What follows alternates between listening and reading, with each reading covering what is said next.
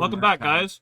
Or Murktide, yeah. We have round 2 of the Legacy 1K here. We have Andrew Lee on Ninjas and Daniel Cardinal on Troll Esper. Tell us about this Troll Esper, Scott. Oh, man. So, we've been seeing the Troll of Khazad-dûm floating around in some of the lists. The idea of the basic swamp cycling and reanimating is super cool. And throws out a 6/5 body. That can't be blocked unless it's blocked by 3 or more creatures. Which is pretty so gross. Cool. So cool. Granted, it is, it's kind of a scam type of deck to where we're playing Griefs, turn 1 Grief, reanimate Grief type of game plan. Looking at Daniel's list, there's 2 Trolls main board, which I think is so cool. I love it. Sideboard for Andrew, though, for Ninjas, which I'm sure it's probably not for this, but it is for the reanimate angle or well, it depends on what Andrew sees this game 1. Because you can't see more of an Esper, because you can't, if you start seeing Esper mana, you could be like, this could be a Stoneforge, which I did not see Stoneforge in Daniel's. No, it's more along the lines of value stuff like Snapcaster Mage, the Reoccurse Armed Ransom, so I love Bowmaster Strix, Grief, Murktide. Wow, Andrew's already looking at his sideboard. Oh, please tell me you de-sideboard it last round. Okay. But, yeah, so bringing Snapcaster back, we're not seeing as much Snapcaster nowadays. He's mainboarding 3 of them. Oh, no, Andrew. Yeah, that's unfortunate to see on camera. I feel bad for Andrew. Well, hold on, maybe. Oh, no. Oh, yeah, there's a Plague Engineer. Oh, shoot. Oh, there's a Hydroblast. Oh, Andrew. That's okay. That's okay.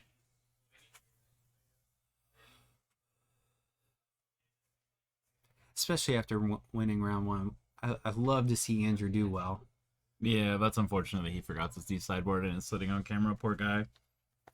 Well, I mean, it can only go up from here. Game 2, and so unfortunately, Andrew, and actually Dan, for that matter, we do not know what our opponents are playing. Yeah, but Andrew being down a game into a player like Daniel is pretty brutal. This will be tough. This will be an uphill battle. But I'll tell you what, Andrew on Ninjas.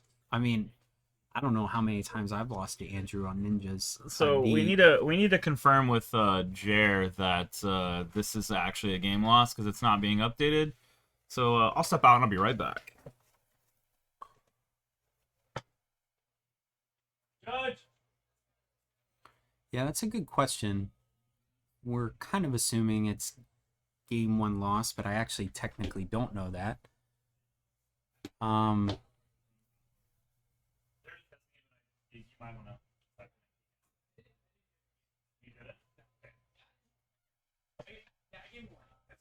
Oh, warning. Okay, good.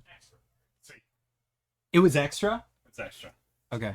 So we did confirm with the judge just now that it was extra cards and not completely sideboarded. So we're still in game 1? We are still in game 1. Oh, love it.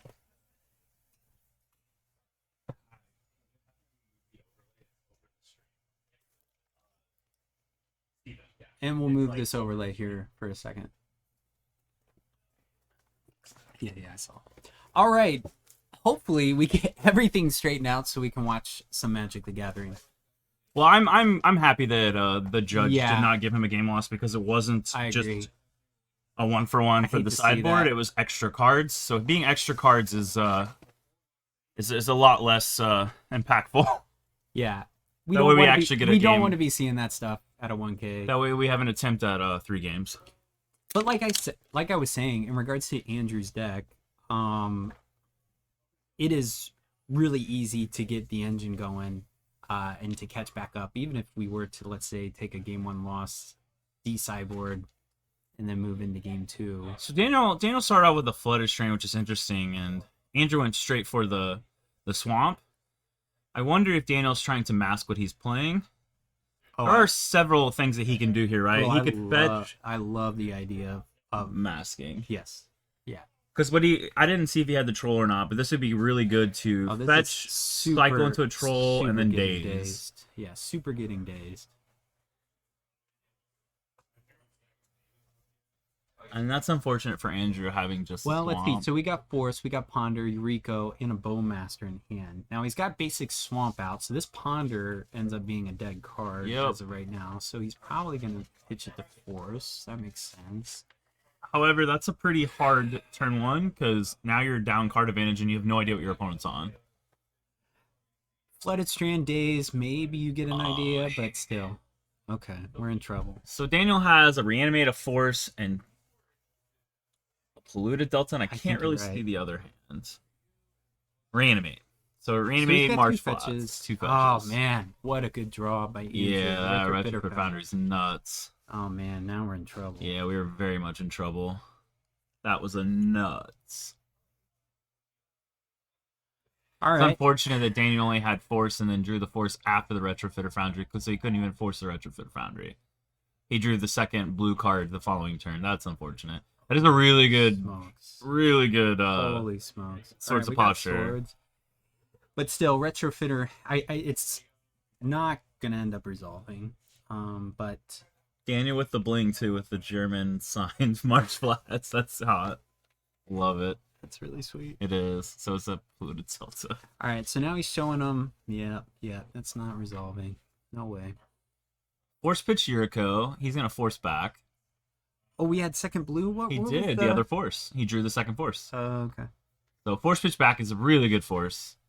Now Daniel's, they're both in top deck mode, and Daniel's ahead unless Andrew draws another Outcast or a Ornithopter. It's an unfortunate Ponder top deck. That's a Murktide. Right, oh, yeah, we're definitely... That's a Murktide. Definitely on Murktide. I think he has to fetch to do it.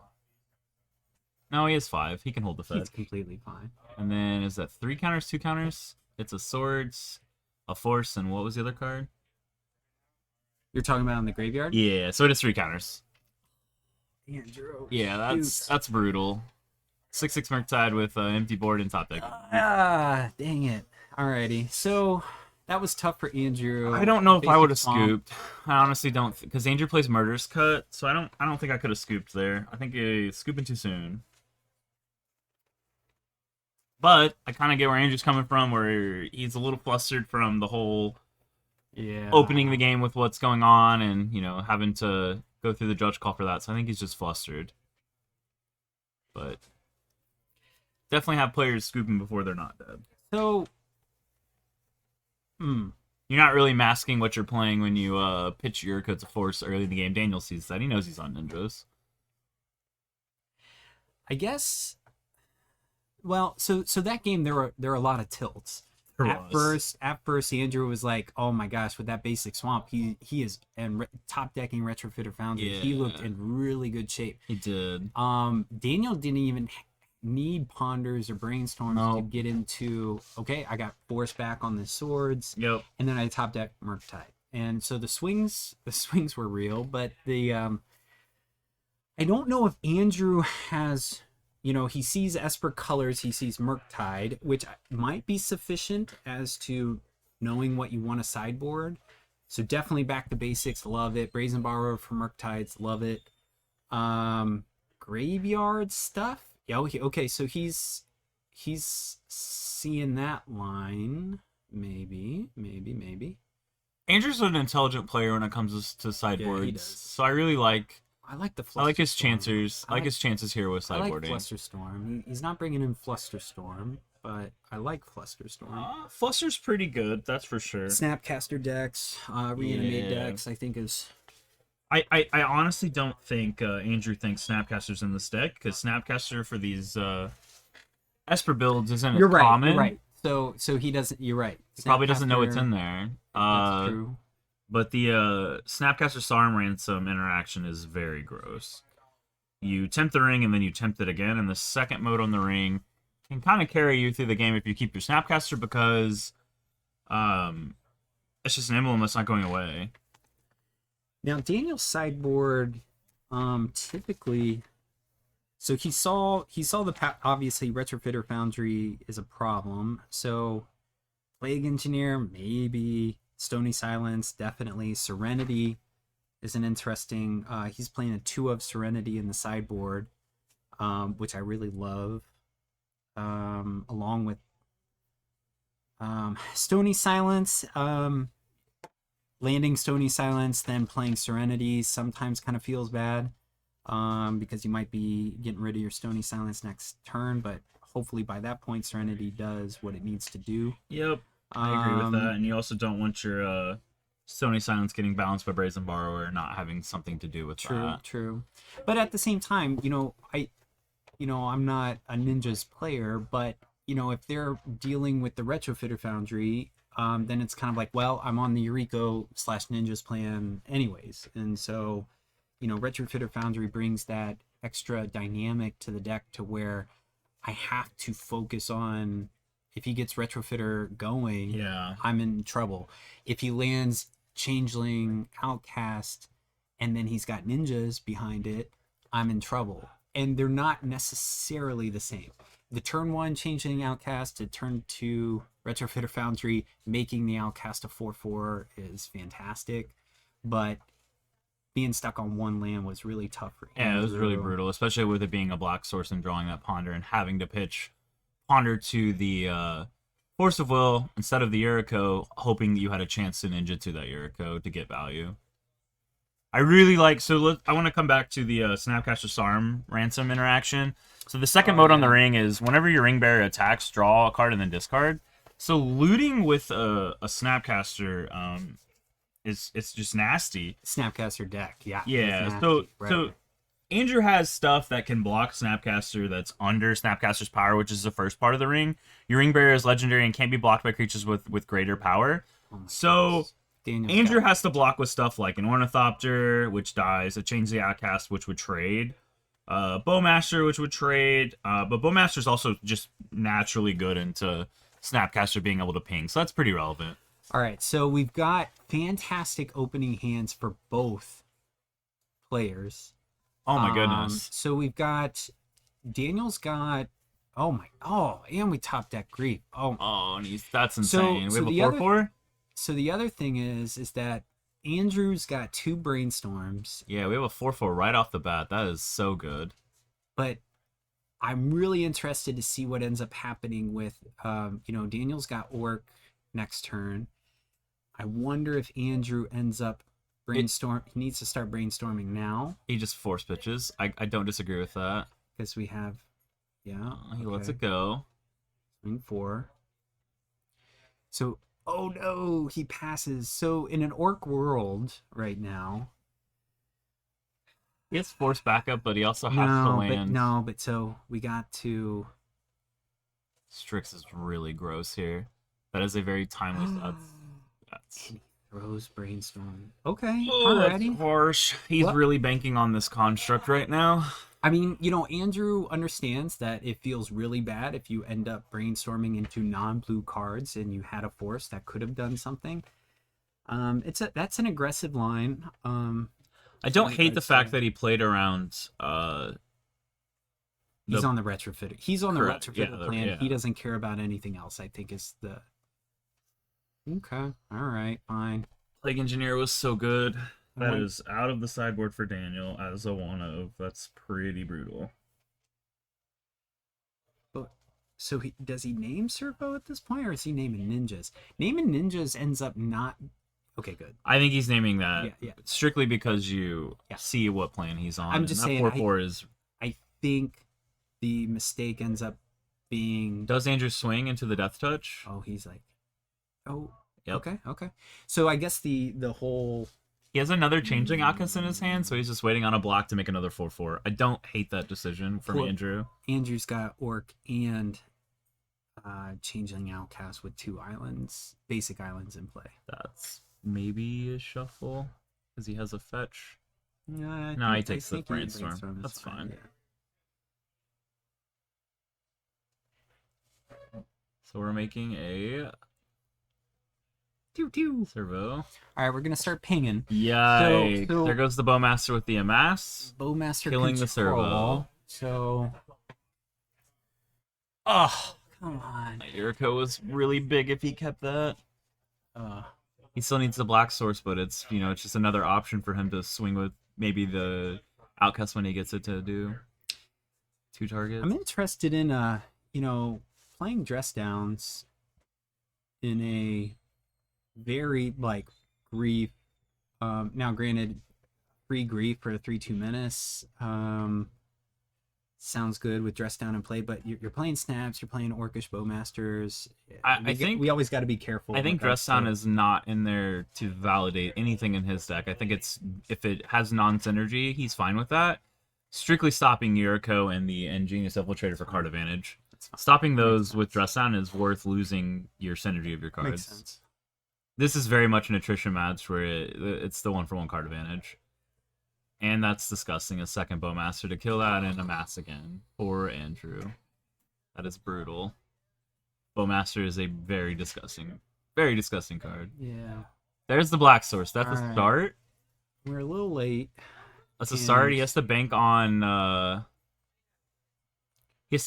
Daniel not having any kind of force, but Daniel does have a dress down. So if Andrew was to flash this in, Daniel would definitely waste that dress down. So he waits. I wonder if he also wants to try to get him for another brainstorm. He probably also doesn't think about. He probably is trying to maybe bluff that he has removal, right? Because he has a black source now. Maybe he has fatal push. Maybe Andrew's trying to like bluff that he has removal because he could just fatal push that the orc. Mm-hmm. And then like flash his own Bowmaster in the following turn and kill one of the other kill one of the Bowmasters. I'm not sure it's smart. Or maybe he's holding mana for the Retrofitter Foundry. So for one thing, Andrew does not have a great play at this point anyways. Oh, Hardcast Grief is so brutal. I think we're going to see the Bowmaster come in and kill one of the other Bowmasters. Make an orc, and then maybe double block or single block. Daniel's fine with that. Yeah. Let's amass an army. Grief goes. Trigger. Okay. Probably taking Yuriko. Yeah. But actually, maybe not taking Yuriko, because changing access coming into a 4/4, maybe taking Yuriko. Because the changing access into a 4/4 is really gross, too. I don't know if I take that. I think I double block. But y'all, I guess you want to shut down the card draw. Alright, this is when Andrew, I think, starts getting flooded. To where now he starts drawing his lands. I think we play this, yes. And then when you go to remove it, we upgrade it. The only issue with upgrading it is, what does Daniel have? So we got Snap, Dress Down, and Troll. But really, Daniel is just sitting back right now and gonna wait and see what Andrew does. So yeah, we upgrade the Outcast like you said. Snapcaster into Swords is really good. Oh, nice Force. Protect. Whatever play you want to do. He knows he has we don't know. So Andrew doesn't play the Vista. Nope. This is also a relatively new deck with Bowmaster and Troll. Keep Daniel guessing as to what Andrew has in hand. This Esper shell feels so much different with Bowmaster and Troll. Andrew hasn't even seen the Troll interaction yet, but I'm sure he would understand when he's seen it how gross it is. It's very strong. And then this Grief having Menace is super good. The question is, do we upgrade the Changeling Outcast to a 4/4 now and block the 2/2 and then double block the Grief with the Bowmaster and the 1/1? So he makes another servo. It just takes the damage. Andrew draws a Prismatic Vista and another Bowmaster. The unfortunate part for the Bowmaster is Daniel has a Dress Down in hand. Yeah, so Daniel just stays untapped and lets Andrew make the first move. Play his cards. Granted, the Foundry at this point might be a tad slow. Daniel has piloted this so well off a turn 1 Foundry into a turn 2 4/4. Or turn 1 4/4, I'm sorry. So Andrew knows he's in trouble. He may need to start turning the clock down. Actually, yeah. So we're swinging with the Changeling Outcast, which is really cool. So, we're swinging all. Okay. So I think Andrew is telling Daniel that he drew into a ninja, which he didn't. And so I like this play from Andrew because what Andrew can do is flash and Bowmaster, essentially ping the Grief and block, and then block something with the Amass token and make a servo to trade with his Bowmaster. But what Andrew doesn't realize is Daniel's hand is completely loaded with Force and Dress Down, so he can really pick what options he has to make. So he has Force, Pitch, Snapcaster, and Dress Down. It's pretty gross. So we're at 6. So do you end step? I think you wait. I think you wait. I don't think Daniel needs to do anything right now. Not yet. That crackback's looking real good, except for the Bowmaster and Andrew's hand that Daniel doesn't know about, but it's going to get forced. Daniel does understand that. So the Foundry can change Outcast to a 4/4. We can make a Thopter off the... Is this an instep dress down? That's what I I'm think this is an instep dress down. So Andrew's now forced to show his hand if he wants the value from this. What I think you do is, I think you flash that in. And hit Bowmaster. I think that's fine. You also amass your Orc to a 2/2, which is huge because it can trade with the other 2/2. And then you can 2, 3, 4, 5.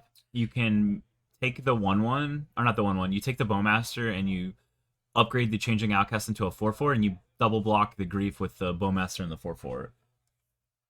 So he doesn't want to use up the mana, I guess, for Foundry. Oh, shoot. Okay. Well, this might end up being Prismatic Ending was such a good rip. That's pretty good. That's a very good card. Is this still? Oh, is that main phase or upkeep? He's cycling his troll. No. You're right. We're still in step. Yeah, but he's thinking about cycling the troll. He doesn't want to. That's fine. Oh, he didn't do it in step. He did it main phase 2. Okay. I guess keeping Menace on it if he's thinking he's swinging in. Yeah, but he doesn't want. Yeah, I love how the fact that we still in Legacy getting rid of Foundry. That is a huge, huge play. Because now it forces Andrew's hand. That's a really good draw off that dress down. The swings, or I should say the tilts, in regards to Andrew looked like he was in real trouble. Now Foundry has gotten him to the point to where actually Daniel's got to be careful in regards to Andrew coming in next turn. He's got Orc in hand. Granted, we've got Force of Will, but... Is Daniel actually forced to swing here? Because, I don't think he is. I think so it depends on what happens here. So, yeah, we're...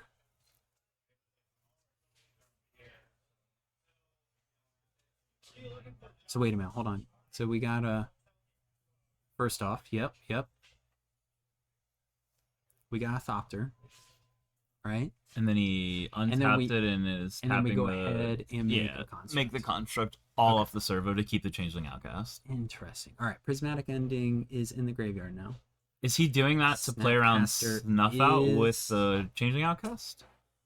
Snap Prismatic is so good there. Oh, that is brutal. So Daniel's at 6, Andrew's at 7. So 1, 2, 3, 4. If he has Ninja in play, 2, 3, 4, 5, 6. So Andrew's at 1. I think Andrew. If he top decks a Ponder, he's dead.